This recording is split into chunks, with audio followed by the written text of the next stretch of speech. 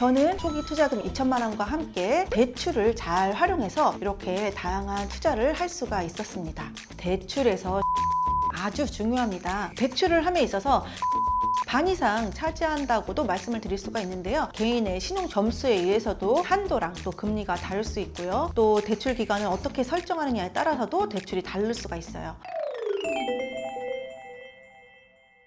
안녕하세요. 행크TV 구독자 여러분, 빨간조끼입니다. 저는 현재 부동산 투자를 꾸준히 하고 있고요. 다양한 사업도 하면서 또 행크TV 머니플레이스에 출연하여 매주 여러분들을 만나고 있습니다. 많은 분들이 제가 직장에 다니면서 부동산 투자도 많이 하고 또 사업도 다양하게 하다 보니 처음에 얼마 정도를 가지고 투자를 하셨냐 이런 질문을 많이 하시는데요. 저는 초기 투자금 2천만 원과 함께 대출을 잘 활용해서 이렇게 다양한 투자를 할 수가 있었습니다. 그래서 오늘은 여러분들께 이렇게 대출을 잘 활용하는 방법에 대해서 이야기를 나눠보려고 해요. 초기에는 저렴한 그런 반지하 원룸 빌라부터 투룸 빌라, 아파트, 오피스텔, 공장, 다가구, 모텔, 상가, 경매, 공매, 일반 매입, 분양권 골라 하듯이 이렇게 다양한 투자를 했는데요. 이 초기 투자금 2천만 원 가지고 이제 어떻게 그렇게 할 수가 있었냐면은 바로 레버리지를 활용한 것입니다. 레버리지라고 하면은 대출과 세입자의 보증금을 가지고 말씀을 드릴 수가 있는데요. 제가 투자했던 사례 중에 서울에 재건축 진행 중인 그런 단독주택이 있었어요.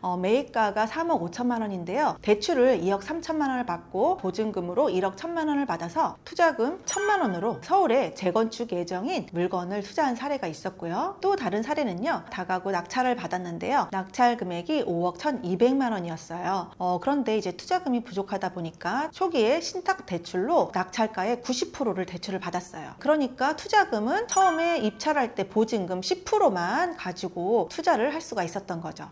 그런데 이 다가구가 조금 노후하다 보니 인테리어를 해야 됐었어요. 그래서 처음에 총 투자금이 1억 5천만 원 정도가 되었는데요. 신탁 대출로 진행하다 보니 전세를 맞추기가 어려웠어요. 그래서 제가 신탁 대출을 금융기관의 일반 담보대출로 바꿨어요. 일반 담보대출로 대출을 바꾸니까 전세 세입자를 드릴 수가 있었어요. 그래서 대출 리밸런싱을 통해서 대출금 2억 7천만 원과 보증금 3억 5천만 원이 되었는데요. 2억 7천만 원과 3억 5천만 원을 더하면 6억 2천만 원이잖아요. 그래서 인테리어 비용까지 다 회수하니까 결론적으로 제 총 투자금은 0원이 되고 대출이자와 각종 비용을 빼고 순수익은 480만 원이 남게 되었습니다. 이렇게 대출만 잘 활용해도 투자를 할 때 돈이 적게 들어가게 할 수도 있고 또 투자를 하고도 돈이 또 회수돼서 남기도 하고요. 또 이렇게 월세를 받을 수 있는 이런 기회도 만들 수가 있어요. 제가 은행에서 한 20년 이상 근무를 하면서 다양한 많은 분들을 봤는데요. 대출 없이 집을 사거나 부동산을 사거나 대출 없이 샀다는 것을 되게 자랑으로 여기시는 분들도 많았어요. 그런데 현명한 투자자일수록 대출을 잘 활용하시면 더 좋은 수익률을 낼 수 있다고 생각합니다. 대출을 받아서 또 어디에 쓰시느냐에 따라서 좋은 대출이 되는 분도 있고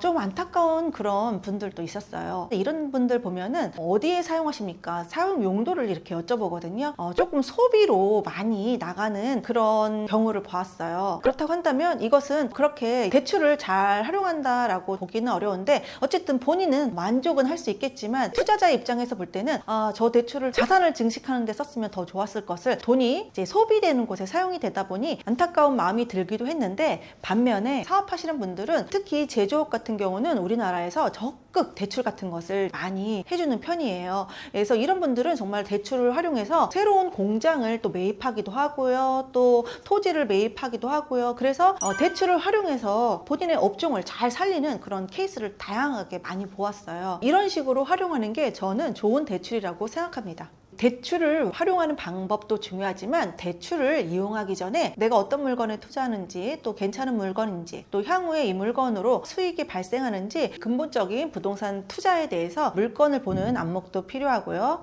대출 이자를 낸다고 했을 때 나에게 매달 들어오는 정해진 소득에서 내가 그 리스크를 감당할 수 있는지도 꼭 먼저 확인을 하셔야 됩니다.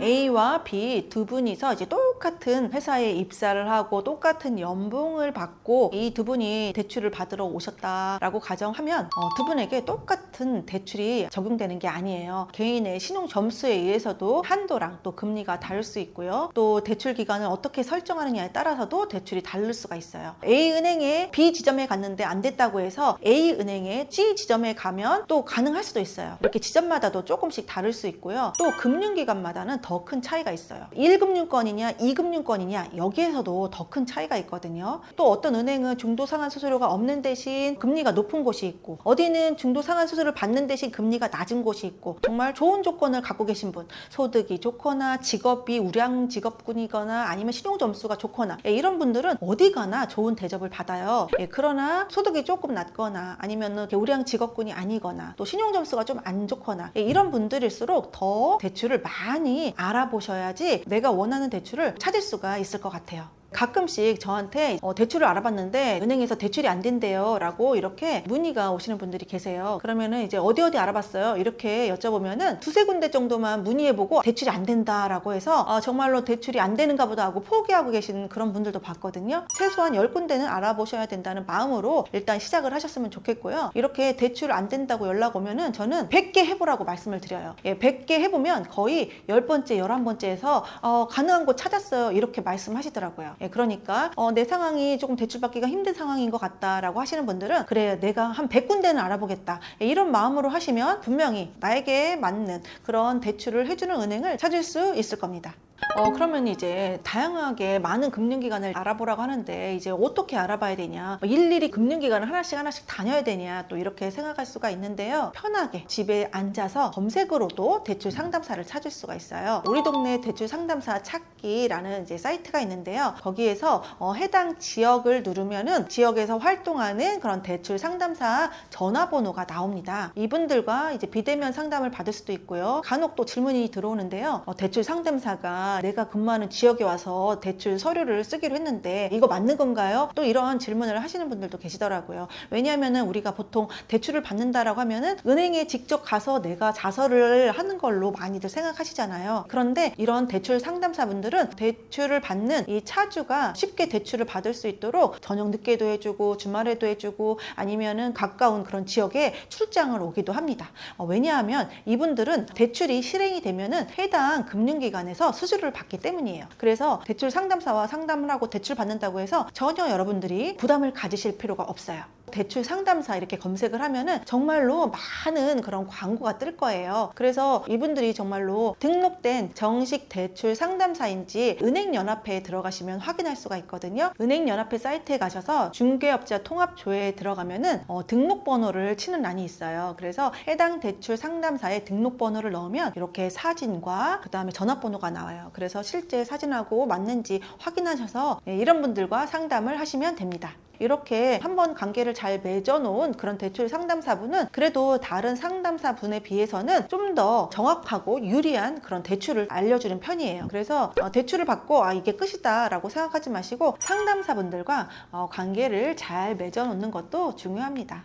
대출에서 신용은 아주 중요합니다. 대출을 함에 있어서 신용이 반 이상 차지한다고도 말씀을 드릴 수가 있는데요. 아무리 담보물건이 좋아도 신용이 안 좋으면 대출이 나가지 못하는 그런 경우도 있거든요. 예전에는 신용 등급을 사용했는데 요즘에는 신용 점수를 사용해요. 나이스와 또 K10이라는 신용 평가에서 신용 점수를 이제 나타내는데요. 우리 카카오뱅크나 토스, 뱅크샐러드 본인의 신용 점수를 가까이에서 쉽게 알아볼 수가 있어요. 그런 어플을 통해서 본인의 신용 점수를 알아보시고 그 다음에 신용 점수를 잘 관리해야 됩니다. 보통은 720이나 730점 이상이면은 대출을 무리 없이 할 수가 있는데요. 700점 전후면은 신용 관리가 필요합니다. 600점대만 돼도 전세 대출 같은 경우 대출이 안 되는 경우도 있어요. 중저 신용자들을 위한 대출이 또 따로 있거든요. 이런 대출을 받아서 이제 연체 없이 꼬박꼬박 잘 상환을 하시면은 신용 점수가 조금씩 상승하기도 해요. 저신용자분들을 위한 위한 대출이기 때문에 금리는 조금 높아요. 그래서 뭐 10%,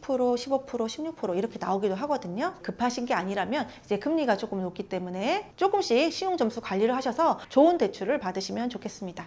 신용점수는 말 그대로 신용 거래로 인해서 발생하는데요. 요즘에는 비신용 거래에서도 신용점수를 상승시킬 수 있어요. 여러분들이 내시는 국민연금이라든지 건강보험 납부액을 밀리지 않고 연체하지 않고 꾸준히 낸다거나 아니면은 국민연금이나 건강보험료가 지난달에 비해서 상승을 했거나 그다음에 통신사의 매월 요금을 연체 없이 내거나 이제 꾸준하게 한 달에 한 번씩 어플에 들어가시면 신용점수 올리기라는 게 있어요. 그래서 한 달에 한 번씩 신용점수 올리기를 눌러보시면은 한 1분 이내에 신용점수가 오르기도 하고 신용카드 대금이나 대출 이자 납부 등 정해진 날짜에 납부하는 것은 아주 신용거래에 있어서는 당연한 기본적인 상황이고요. 건강보험료 아니면은 뭐 통신요금 하루 이틀 연체해도 뭐 크게 이상 있겠어? 라고 생각하실 수가 있는데요. 이런 작은 것들이 모여서 또 신용점수를 상승시키기도 하고 또는 신용점수를 뭐 내리기도 하기 때문에 이렇게 작은 것부터 습관을 들이시면 좋을 것 같아요. 스트레스 DSR은 미래에 금리가 변동될 것을 예상해서 미리 그 변동될 금리를 현재 DSR을 계산할 때 반영을 하는 거예요. 가계대출 받을 때 신용대출이나 주택담보대출 이런 거 받을 때 개인의 소득 대비 1년 동안 원리금을 얼마나 상환하냐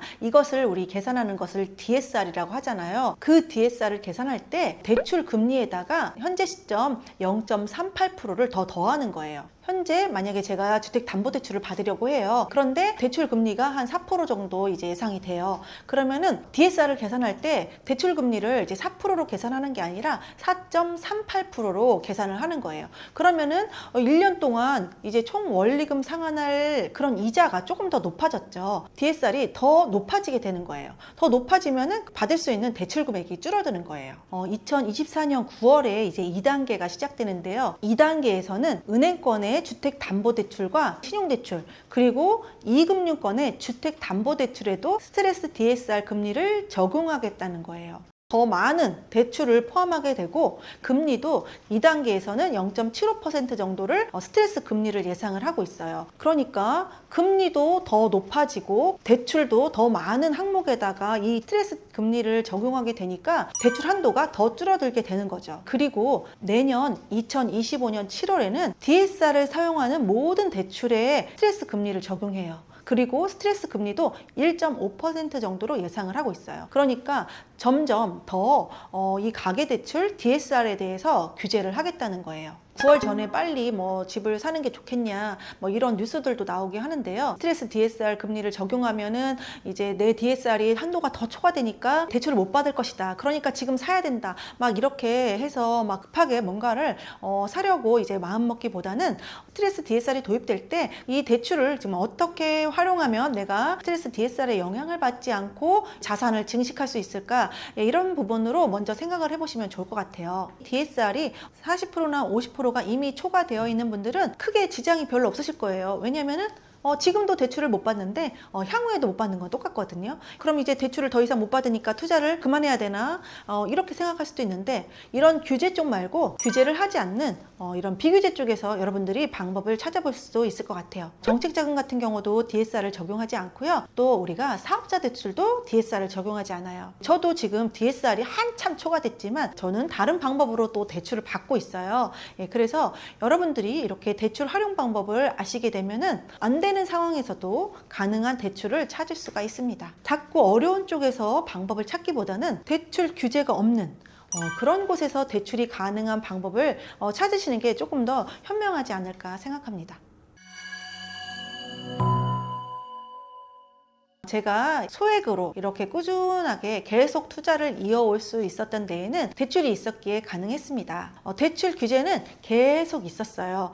그렇지만 그 규제 안에서도 방법은 있습니다. 사회초년생, 소득이 없는 주부, 직장인, 자영업자, 소상공인 분들 각자의 그런 처한 사항이 다르고 또 그거에 따라서 대출의 방법도 다 다릅니다. 대출 활용하는 방법을 알게 된다면 투자에 날개를 단 것처럼 여러분들께 큰 도움이 될 것입니다. 행복제 재테크 카페에 가시면 나와 비슷한 고민을 가지신 분들의 다양한 사례들도 볼 수가 있고요. 또 고수들의 그런 노하우들을 볼 수가 있어요. 저도 거기에서 칼럼을 쓰고 있고요. 이제 그런 찐 노하우들에 대한 글을 쓰고 있기 때문에 여러분들의 투자와 재테크에 많은 도움이 되실 거예요. 시청해 주셔서 감사합니다.